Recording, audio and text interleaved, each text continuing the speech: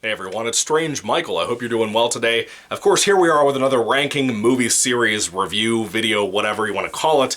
I'm going to rank the Netflix Fear Street trilogy that I just watched for the first time, kind of spread out. Very, very spread out. I watched the first film in like December. I watched 2 and 3 in the last couple of weeks. I want to rank them all, worst to best. Now, as you know, if you saw my reviews for all 3 of those films, which I just uploaded all 3 pretty much recently, like I said, I'm not the biggest fan of them. There is one movie in the trilogy that I love deeply. If you saw my reviews for each individual film, you probably already can rank based on what I said in those reviews. You probably already know my ranking, but I did think it was fine to go ahead and make a video kind of making the ranking official, I think. Because I tried to think it over today, as I was working on other projects, recording other things, talking about things, reading books, that kind of thing today. I wanted to really process in my brain a little bit more after finishing the third film, the final film, 1666, yesterday. I really wanted to think more before I made the official ranking video, and here I am. I want to do it. So, Fear Street, at this particular moment, apparently they're making more. If they make more, I'll watch them, I'll review them, whatever, God willing, if I'm alive, and we'll update the ranking video at some point. But for now, there are 3 films in this trilogy from Netflix. Again, you can only watch them on Netflix. Part 1 is called 1994. It takes place in 1994, and it was good to an extent. It was kind of bad, but kind of good. It's like a Scream movie, basically. It had a lot of Scream in there, and I did some cool things. You know, it was what it was. Part 2 is called 1978. It takes place in the 70s. It's a Friday the 13th homage. Everything from the music to the gore and slasher elements. 2 out of the 3 movies of this trilogy are slasher films. That would be Part 1 and Part 2. Part 3, not so much. Part 3 is called 1666. It takes place in 1666, and it follows this curse that's been over Fear Street, Shadyside, or Sunnyvale, all of those towns bordering that, from this witch, supposed witch, named Sarah Fear. And the third film gets more into her history for like half of the 2-hour runtime, and then the other half goes back and circles back to 1994 and completes that story. All 3 of these movies, not entirely Part 2, but all 3 of these films tell the story of Dina from Part 1 in 1994, and her brother and her friends, and her girlfriend Sam, and what they're dealing with through Part 1, Part 2, Part 3, and some of the history of the city, or town, or whatever, of Fear Street. There's just a lot that happened in this community over the hundreds of years that are now affecting them in the 90s, and it's interesting. It's kind of a slasher story, but kind of not. It's kind of a supernatural story, and I really like that element to it, but that's really the best of all 3 of the films in totality, I think, is the slasher element when it's there. The gore effects can typically be pretty good, but a lot of the time they miss, and I think one of the biggest misses is something that has Part 1 and Part 3 tied together. So as I rank these, I hope you'll keep all that in mind, my different thoughts. I'll try to explain a little bit more of why I feel this over that and this over that for choices, just because I think it's kind of important for a ranking video to really display and explain what you think. Anyway, starting at the bottom of the list, out of the 3, my number 3 bottom worst pick is Part 3, 1666. The first half of it takes place back in the olden days, in 1666. But instead of having like a different actress play Sarah Fear, and a different actress play Sarah's brother, we have the chick who plays Dina in Part 1 in 1994, who they didn't do this in the 1978 flashback story. But they had, and I'm surprised they didn't do it in Part 2, they had the chick who plays Dina also play Sarah Fear. And that's one of my biggest complaints about Part 1. Part 1, I can't stand Dina. I like Sam, her girlfriend. I don't like how woke this trilogy typically can be, or how political this trilogy can be. It's very preachy in Part 1 and Part 3. I don't like that about it. Part 3 is not so much even preachy compared to Part 1. It has some preachiness in it, but it overall is just a weak movie, I think. It's just a weak. It's almost just completely bad. The writing's bad, the characters are bad, mainly because Sarah Fear, who is an Irish person in an Irish community, has the worst Irish accent, as well as her brother, again played by Dina and the guy who plays her brother in 1994 segments. In this flashback, those Irish accents are so awful that it kind of ruined the movie, and that's half of this movie. You have to hear that shit. Oh my god, it's unbelievably bad. I can't stand it. And the witchcraft stuff is interesting. I like what they do with that. The twist, not so much, involving the witchcraft thing. Who is revealed to really be behind a lot of things. Not just Sarah Fear, but somebody else. That stuff's not that great either. But the chick that plays Dina in the 1994 segment and plays Sarah Fear here, I just don't like her. They have Sarah Fear written as a girl boss type in the 1660s, dude. In an Irish village. No, that wouldn't happen.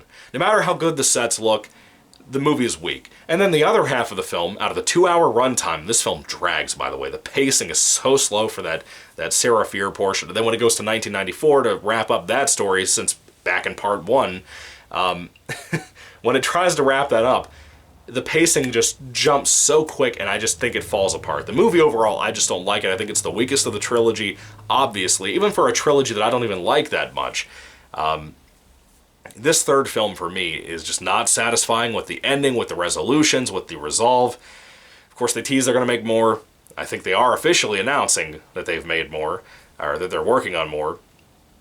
I don't know if it's a whole trilogy or like a standalone movie. These 3 films, by the way, in case you didn't know, were released one after another, week after week. Like in 3 weeks' time, you had 3 Fear Street movies that all tied together. That's pretty cool. I admire Netflix for doing that. That was something nice.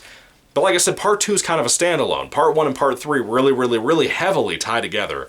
And that's cool for what it is, I guess. I like a lot of things about the trilogy, but most of it I think sucks. The writing for characters can suck, the casting can suck, the direction I think is consistently good amongst all 3 films. Part 3 is the weakest even in that area. So again, I think it's pretty obvious why I put part 3 at the bottom. You don't even have really the greatest music ever for the film. I just think it's a bit lackluster in my personal opinion. A lot of the interesting things that a slasher movie did in part 1, with blood, for example, if you've seen the films, you know what I'm talking about. That concept, that idea for ghosts being tied to blood was fantastic. It was a great idea. I really think that was genius, frankly. And that's kind of cool. I don't think that that's very much playing a part into any of the R.L. Stine Fear Street books that these are based on, which I haven't read many of them. I've read Silent Night 1, 2, and 3, and I've read, like, I think maybe one other book, and then I read, like, a couple of Ghosts of Fear Street, which is like the Goosebumps version of Fear Street back in the 90s. Not a big fan of Fear Street. I love Goosebumps, but not a big fan of Fear Street. It just seems weaker to me. It seems like a more lackluster Goosebumps. I don't know. That's just my personal opinion, though. Anyway, with all that rambling, though, part 3, 1666 is my bottom pick. I think it's the worst out of the 3. Not a completely awful movie, but it's got a bad amount of shit in it that's just garbage. Those Irish accents, dude. Oh, God, I'm Irish. That just irked the hell out of me. Anyway, moving along to number 2 on my list. I think it's pretty obvious already where I stand on what is what. Part 1, 1994. I'm a 90s kid. I was born in 1994, so you think this film would have been really up my alley. I was very cautious about this trilogy. When it came out, a lot of people commented on my Goosebumps channel telling me how great these movies were, how much they loved them, how just fantastic they were. They are a teen drama trilogy, and people didn't really warn me about that. If you don't like MTV-type TV shows, or if you didn't like the Scream TV show, which I love, Season 1 and Season 2, I haven't seen Season 3, I love Season 1 and Season 2 of the Scream TV show. If you aren't into that kind of thing, you're not going to be into this. It has that same type of style and feel to it. Part 1, 1994, is a slasher, supernatural ghost story, and again, it kind of wraps around this whole trilogy together. A lot of the Sarah Fear stuff is explained in Part 2 and Part 3. Here you get hints and tastes of it to really draw you in, but a lot of it is focused on Dina, her girlfriend or ex-girlfriend, Sam, and her brother, and a couple of friends, and trying to deal with this curse that's been put on them after a really bad car wreck. And Dina, again, is our main actress, our main character. I'm not trashing the actress, just so you know. I hope I made that very clear in my individual reviews. I don't think it's the actress' fault. It's the way she's directed, it's the way she's written. Dina as a character is horrible. You know, but her girlfriend, Sam, I really like her. I think she's a good actress, and I think she's a good or just character in general. I think they really did a good job bringing some humanity, some trauma, some difficulty with Sam's life, being gay, having to be in the closet. That stuff is well done for that character, in my personal opinion. That's how you write a gay character. Not Dina. Dina is a brat. She is so girl bossy and just angry all of the time, every single scene. Do you honestly not understand why Sam wouldn't want to be with you the way you act? This is why people don't like people like Dina. It's just the fact. I'm sorry. Dina is just a mean character, just always angry about everything. She's just horrible. And she leads this entire film. With that being said, though, the film surrounding Dina, I have a lot of things about it I like. I like the music. I love the neon 90s looking style that looks more 1980s than 1990s, but still, I like that. I like how the beginning of the film, the first third of this movie, feels like a knockoff Scream movie, but in a good way, like a really good way. There's a particular costume of a killer that's dressed up like, there's a couple of R.L. Stine books called Halloween Night 1 and 2. The costume looks straight off of those covers. They're skeletons with the cloaks and stuff. It looks very Scream-like.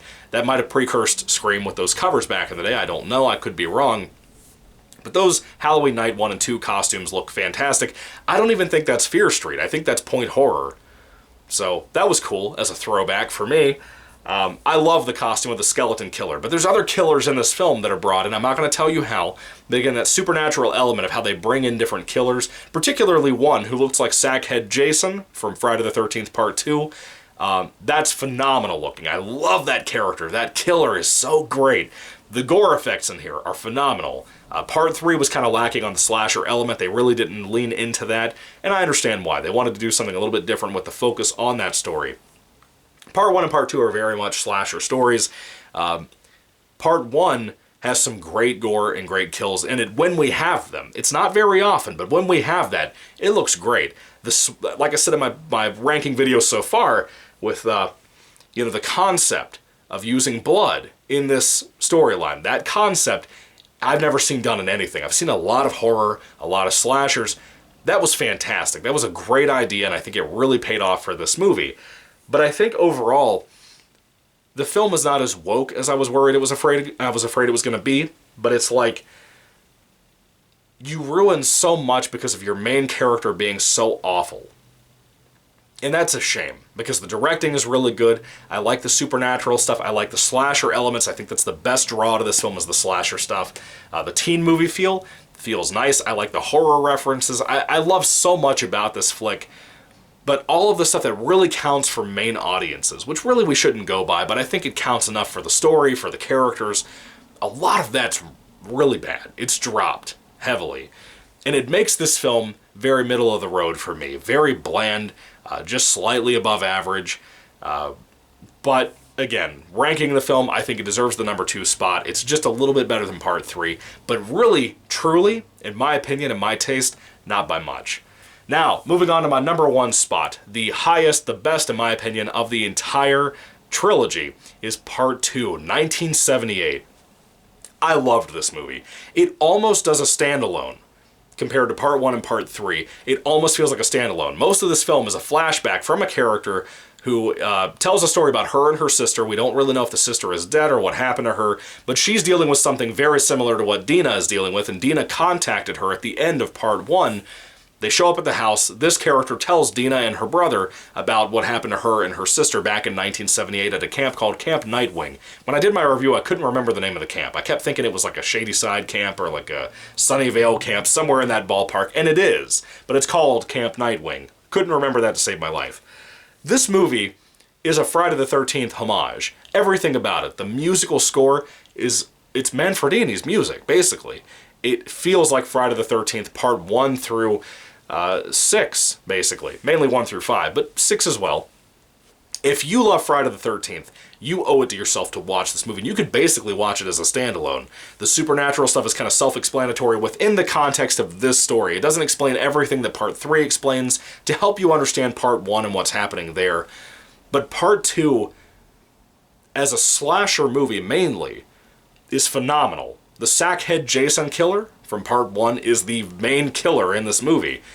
And he is a threat, dude. He is a total threat. He's intimidating. The actor they picked to play him is fantastic here, as well kind of in Part 3 for the small role he plays there. But mainly here, he is phenomenal. I love him. I love the look of this killer. I love how he uses an axe.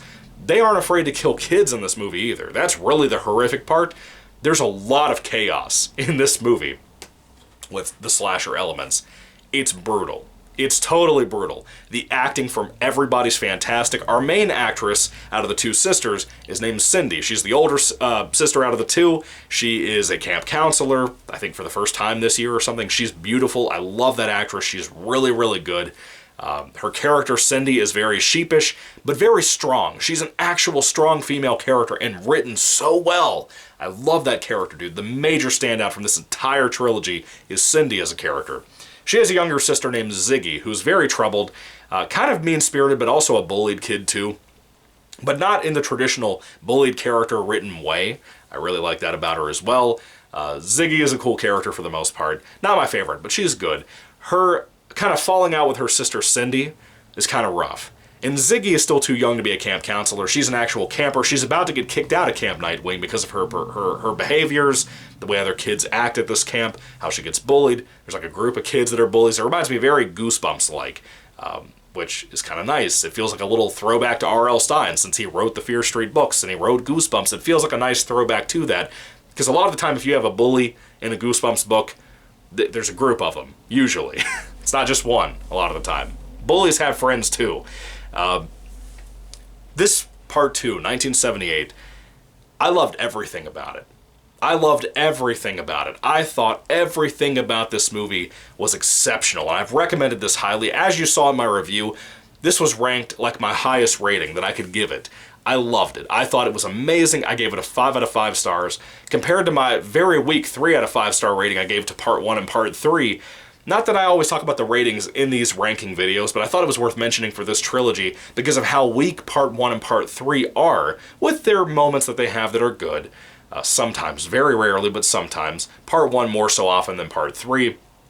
Those movies, to me, even with the same director, creator, writers, all of that, they are so weak compared to part 2, 1978, that it's a shame, in my opinion. I've heard a lot of people, even people who love the entire trilogy, say that they love part 2 more than the other, and I've heard some people, like my friend Spongy, say that part 3 is his favorite, and that part 2 is the weakest, which surprised me a lot when I saw his comment on my review for part 2 the other day.